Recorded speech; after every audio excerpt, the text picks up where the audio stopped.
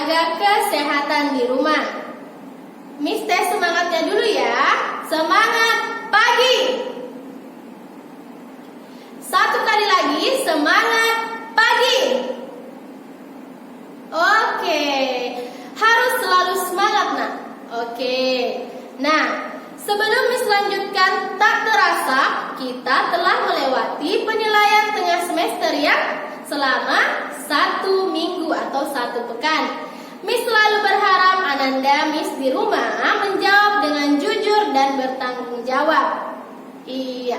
Nah, sekarang kita akan melanjutkan materi, yaitu tema 3. Untuk tema 3 kita menggunakan buku pena 1B. Oke. Nah, 2 pekan ini kita akan belajar tentang kegiatan di pagi hari, siang hari, sore hari, dan malam hari. Khusus hari ini Miss akan menjelaskan kegiatan kita yang dilakukan di pagi hari. Nah, untuk muatannya yaitu ada 2, ada Bahasa Indonesia dan PPKN. Iya. Nah, sebelum Miss mulai, alangkah baiknya kita berdoa dulu. Berdoa menurut agama dan kepercayaan kita masing-masing. Nah, untuk agama Muslim, silahkan ikut dengan Miss ya. Ayo kita tenadahkan tangan kita. Oke, kita mulai. Bismillahirrahmanirrahim. Rabbi zidni ilman warzuqni fahman. Ya Allah, tambahkanlah ilmuku dan berilah aku pemahaman yang baik. Amin. Alhamdulillah. Untuk lebih jelasnya, ayo kita simak video berikut ini. Baiklah, kita sudah berada pada tema 3, kegiatanku. Untuk subtema 1, kegiatan pada pagi hari. Nah, hari ini kita belajar tentang muatan bahasa Indonesia dan PPKN.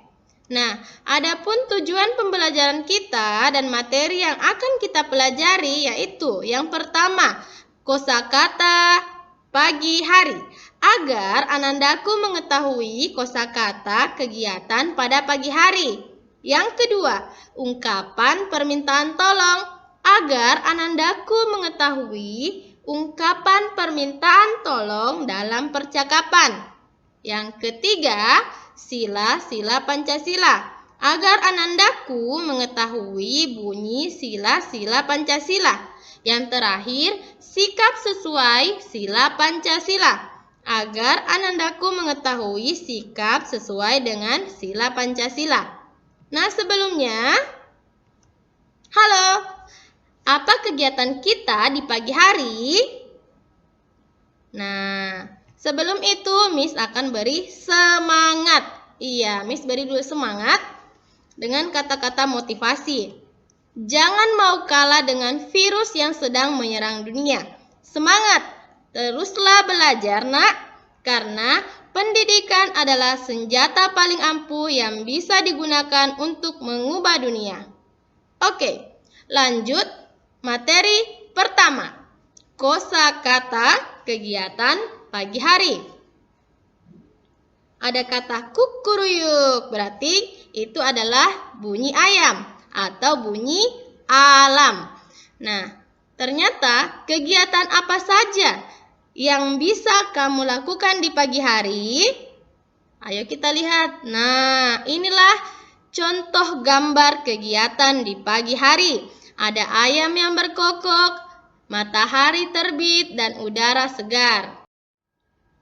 Baiklah, ayo kita simak kegiatan Beni pada pagi hari. Ayo kita lihat gambarnya, ada ayah Beni, ibu Beni, dan Beni. Kita lihat ceritanya. Beni bangun pagi setiap hari. Beni menjalankan kewajiban beribadah pada pagi hari.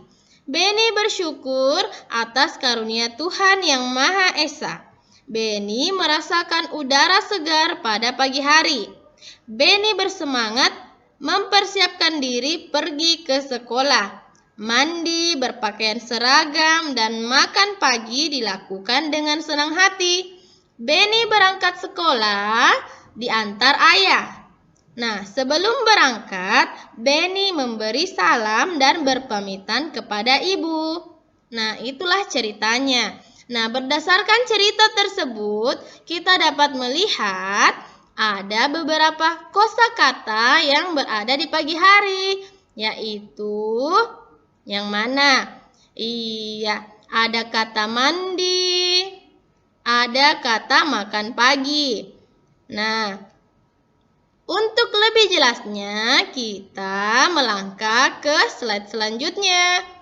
Nah, kita lihat kosakata berdasarkan bacaan tadi. Nah, ada kata bangun, mandi, beribadah, sekolah, seragam, berangkat, berpamitan, karunia, segar, makan, senang, salam, dan kewajiban.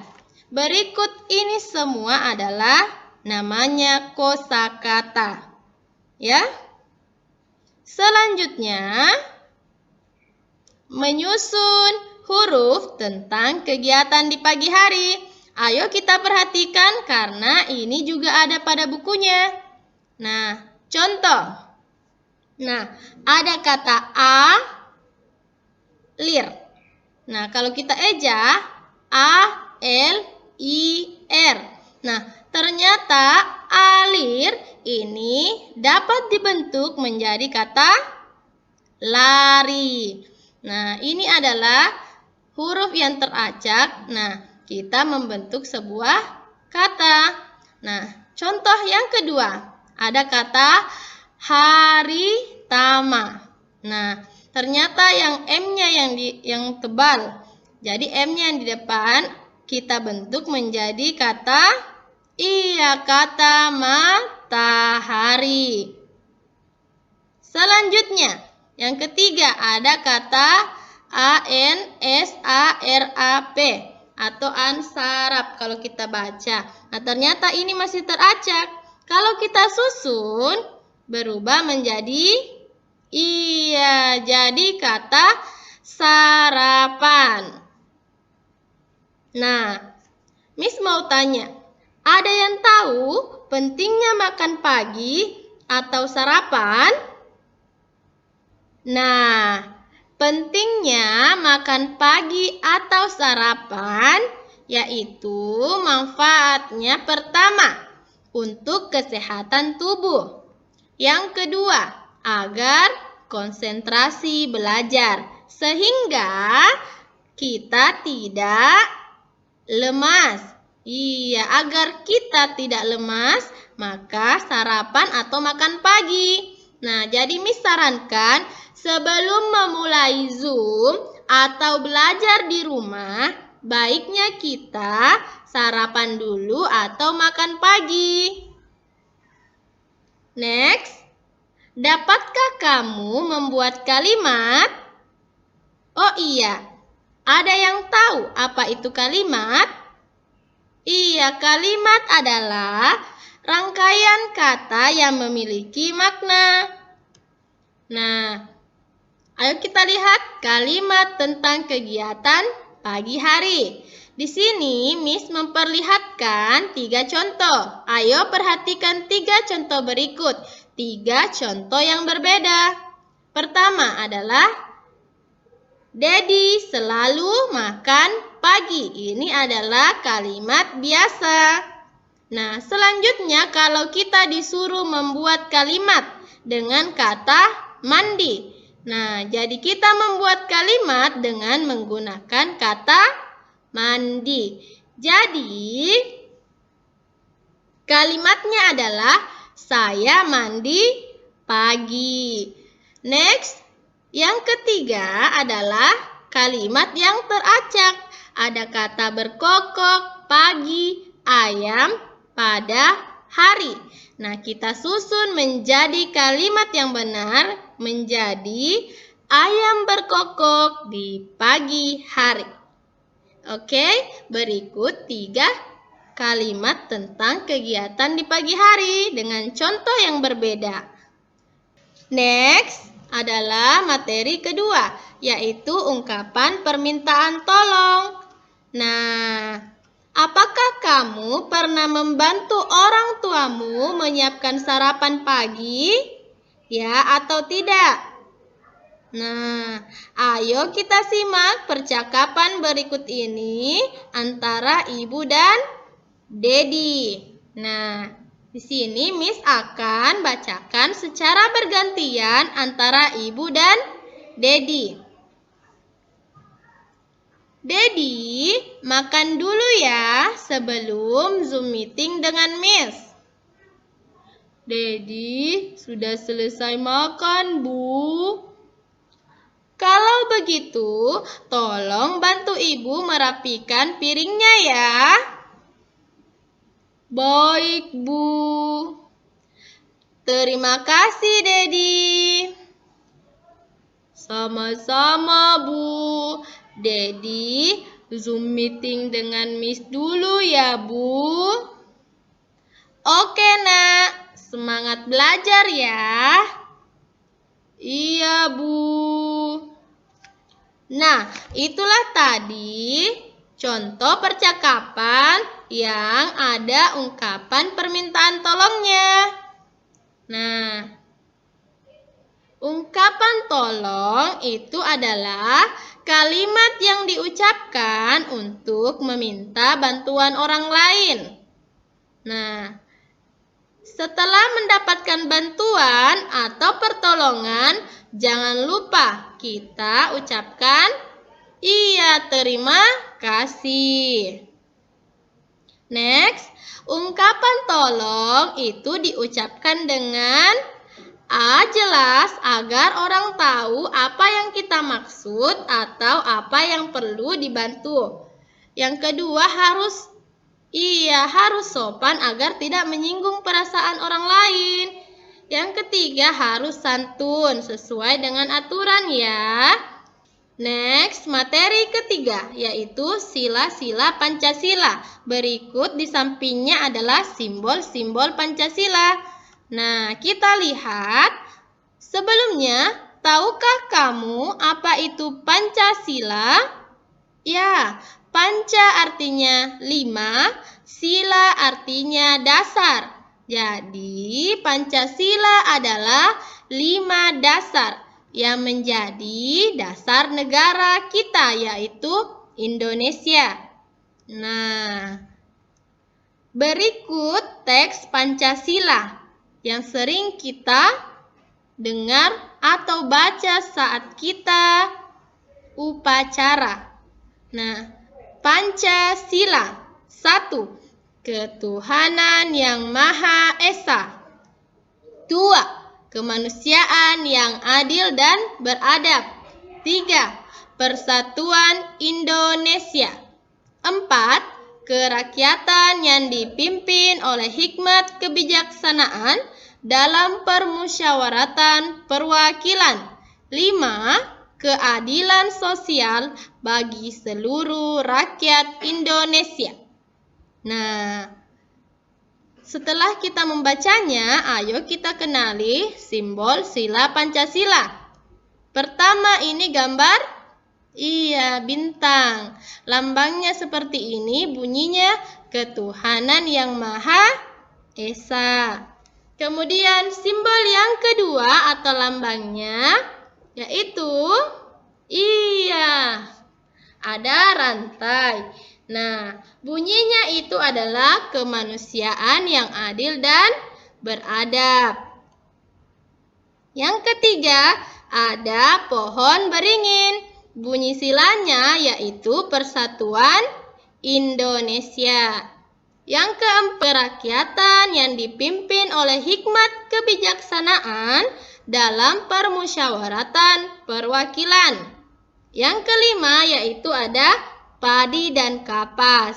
Bunyi silanya yaitu keadilan sosial bagi seluruh rakyat Indonesia.